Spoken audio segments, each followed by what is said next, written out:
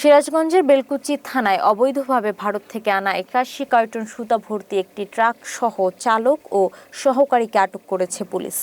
২৫ December বুধবার রাত ৯টার দিকে বেলকুচি পৌরসভার সুবর্ণসারা গ্রামে ঈদগাহ মাঠ সংলগ্ন এলাকায় সুতা আনলোডের সময় সন্দেহ করা হলে স্থানীয়রা সুতার বৈধ কাগজপত্র দেখতে চান।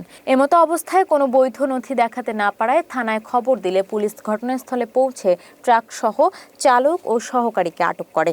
স্থানীয় সূত্রে জানা যায়, একটি চক্র দীর্ঘদিন ধরে ভারত থেকে অবৈধ সুতা এনে বাংলাদেশে বৈধ সুতার সঙ্গে মিশিয়ে বিপুল অর্থ উপার্জন করছে। আটক ট্রাক চালক জানান, চট্টগ্রাম থেকে মাল লোড করে বেলকুচিতে পৌঁছানোর কন্ট্রাক্ট ছিল, তবে প্যাকেটের ভিতরে কি ছিল তিনি তা জানতেন না। এ বিষয়ে বেলকুচি থানার ওসি আব্দুল বারিক জানান, সুতার মালিক আগেই পালিয়ে যায়। মালিক না থাকায় ট্রাক সহ সুতা জব্দ করা হয়েছে এবং চালক ও সহকারীকে আটক করা হয়েছে।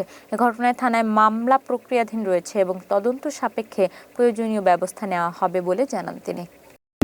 স্থানীয় লোকজন আটক করে সেখান থেকে আমরা জব্দ করে নিয়ে আসি। এই ব্যাপারে যে ওই ট্রাকের চালক এবং স্থানীয় তদন্তে যেটা আপাতত প্রতিমান হচ্ছে যেটি এটি ভারতের সুতা এবং মেড ইন ইন্ডিয়া লেখা আছে। যেহেতু ভারতের সুতা এদের কাছে বৈধ কোনো কাগজপত্র নেই, হয়তো অবৈধভাবে এটি পাচার হয়ে আসতে পারে বা চোরাচালানের মাধ্যমে আসতে পারে। আমরা বিধি মোতাবেক চোরাচালান যদি হয়ে থাকে আমরা সেইভাবে আইনগত ব্যবস্থা নিচ্ছি এবং পরবর্তীতে এটার তদন্ত সাপেক্ষে আমরা আরও তদন্তের পর্যায়ে আমরা এটা ক্লিয়ার করে দেবো।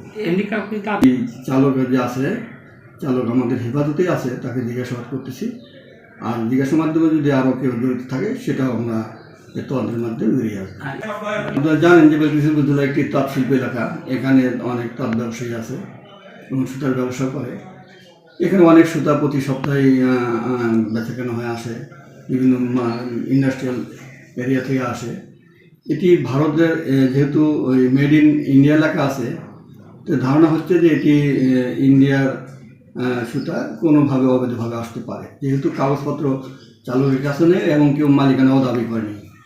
এখানে যারা জড়িত আছে আমাদের কাছে কিছু তথ্য রয়েছে, মোবাইল নাম্বার আছে, সেটার থেকে আমরা অনুসন্ধান করে পরবর্তীতে যারা জড়িত থাকবে তাদের ব্যাপারে ব্যবস্থা নিই।